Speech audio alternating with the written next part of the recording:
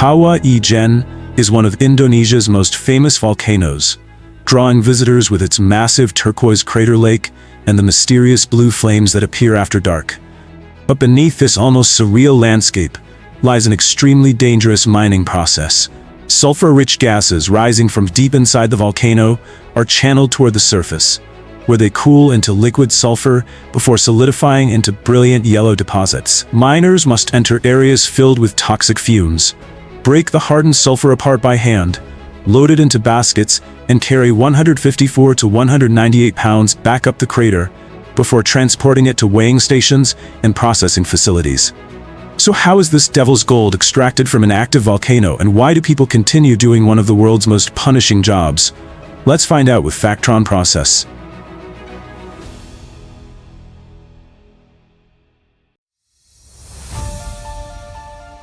Kawah Ijen is not an isolated volcano, but part of a large volcanic complex in eastern Java. Inside its crater lies an extremely acidic lake, identified by researchers as the world's largest natural acidic lake, with a pH that can approach 0. What makes the site even more remarkable lies deep below the surface. The magma and hydrothermal systems continuously release gases rich in SO2, CO2, and H2S through cracks and vents around the crater. These gases not only maintain the lake's extreme acidity, but also create the sulfur-rich environment where mining takes place. When hot sulfur-bearing gases escape and ignite, they produce the volcano's famous blue flames. As the gases cool, sulfur condenses and accumulates into bright yellow deposits around the vents.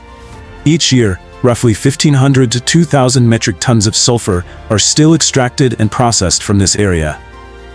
But if people continue removing thousands of tons of sulfur from an active volcano, could they unintentionally disturb the system below and increase the risk of an eruption? The work of Ijen's sulfur miners often begins while it is still dark.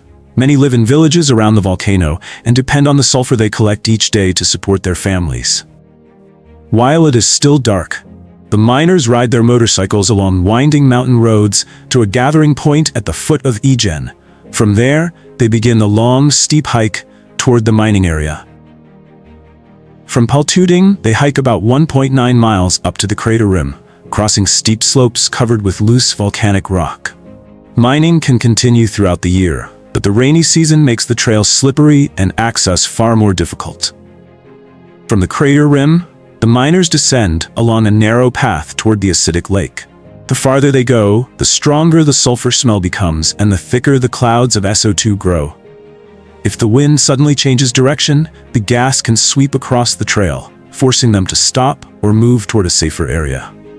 Only after making it through this hazardous descent do they finally reach the vents where sulfur deposits are forming and begin the extraction process.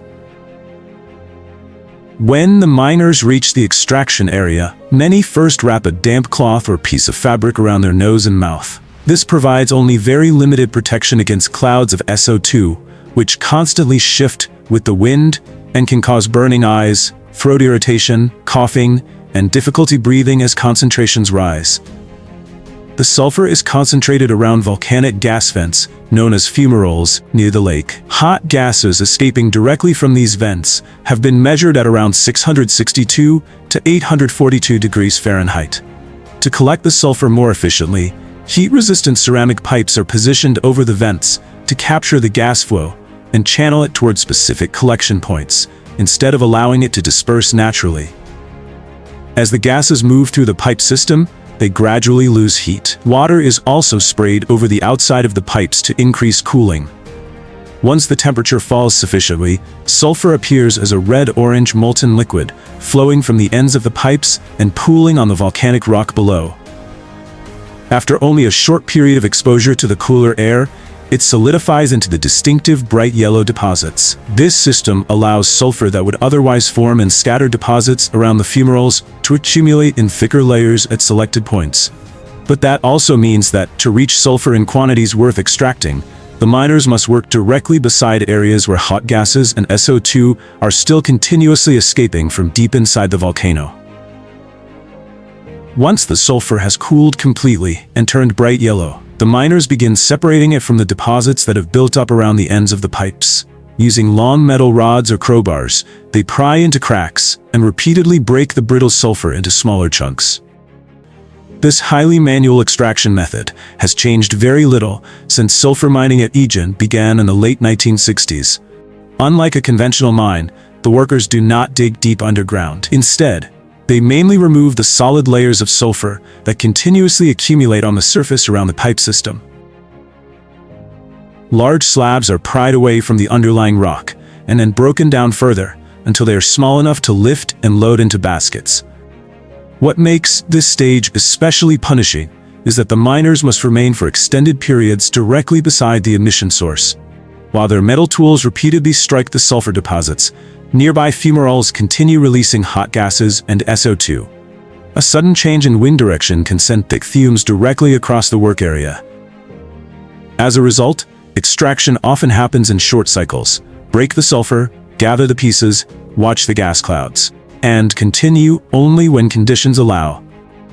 Field reports have documented around 100 miners collectively extracting roughly 30,900 pounds of sulfur per day, showing that behind these extremely simple tools lies a substantial amount of material, removed almost entirely through human labor. After breaking off enough sulfur, the miners load the chunks directly into 2 bamboo baskets suspended from either end of a shoulder pole, carefully adjusting the contents so the weight on both sides stays as balanced as possible. A single load typically weighs around 154 to 198 pounds, and some younger miners are able to carry nearly 200 pounds, more than their own body weight. Once the baskets are full, they slip the pole onto one shoulder, use their legs to lift the entire load, and begin climbing back out of the crater. This is the hardest part of the journey. The trail is narrow, steep, and covered with loose volcanic rock, meaning every step has to be placed with extreme care. The shoulder pole constantly sways with the movement of the body, so the miners must keep their rhythm while adjusting their balance to prevent the baskets from hitting rocks or pulling them off center. They often have to stop many times on the way up, setting the load down to rest their shoulders before continuing. At the same time, SO2 can still be pushed back up the crater wall by shifting winds, turning an already brutal climb into one that also takes place in difficult breathing conditions. Only after reaching the crater rim does the most dangerous part of this human-powered transport come to a temporary end. Once they reach the crater rim, the miners transfer the baskets of sulfur onto handcarts for the journey down to Paltuting. But not all of the sulfur follows the same path. A small portion is kept aside and molded or shaped into souvenirs, such as turtles, lizards, and other small yellow figures, which are sold directly to tourists on the mountain. For some miners, these souvenirs can provide a much better return than selling raw sulfur by the kilogram. Most of the remaining sulfur is taken to a collection point, where it is weighed and paid for according to its weight. Rates reported in recent years have typically ranged from around 1,000 to 1,300 rupiah per kilogram, depending on the period. With each load weighing roughly 154 to 198 pounds, miners often need to make multiple trips before earning a meaningful daily income. The bright yellow sulfur finally leaves the mountain and is transported onward to processing facilities. The sulfur leaves the mountain, but its effects accumulate on the miners' bodies over the years. A 2024 study measuring sulfur dioxide, or SO2, at 6 locations along the miners' working route recorded concentrations ranging from 3.14 to 18.24 milligrams per cubic meter. All 30 miners surveyed reported experiencing eye irritation and coughing while working, along with symptoms such as headaches and difficulty breathing. Toxic gas is only half the problem.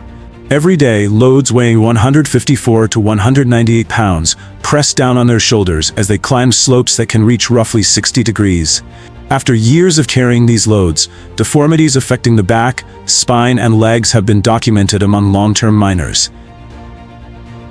Even so, sulfur mining remains a vital source of income for many families around Ijen. And because the miners understand the physical cost of the job better than anyone, Many do not want their children to follow them into the crater.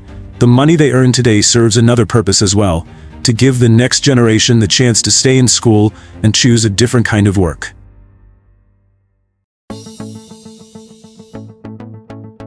Most of the sulfur leaving Ijen is still not ready to go directly into industrial production. The yellow chunks extracted from the volcano often contain mineral dust, volcanic ash, soil, and rock, so they are transported to processing facilities for further purification.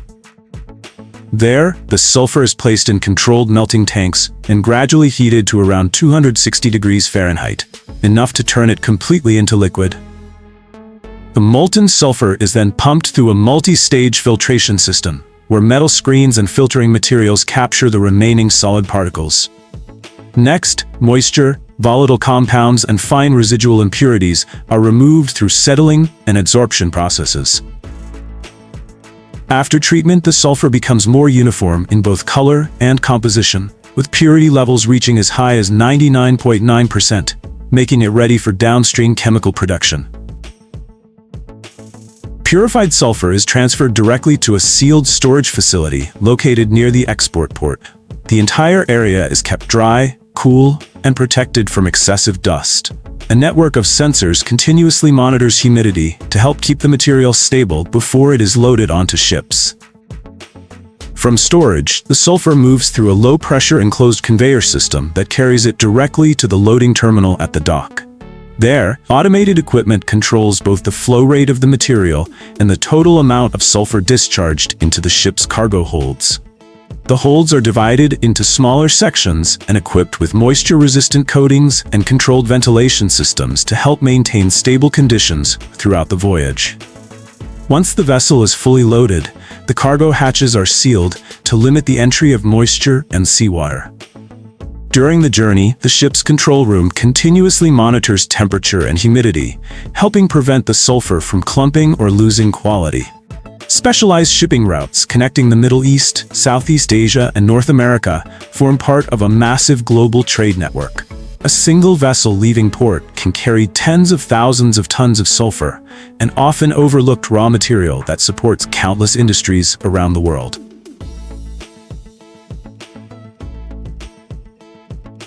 After purification, sulfur becomes one of the quiet raw materials that helps keep modern industry running. One of its most visible applications is in agriculture, where sulfur is converted into sulfate fertilizers that replenish essential nutrients in the soil and help crops absorb other nutrients more efficiently. But sulfur's role extends far beyond the fields. Much of the world's sulfur supply is used to produce sulfuric acid, a chemical so important that its production has often been regarded as an indicator of a country's industrial strength. From oil refining and metal processing to the production of paper, dyes, and pharmaceuticals, sulfuric acid plays a role in countless manufacturing processes.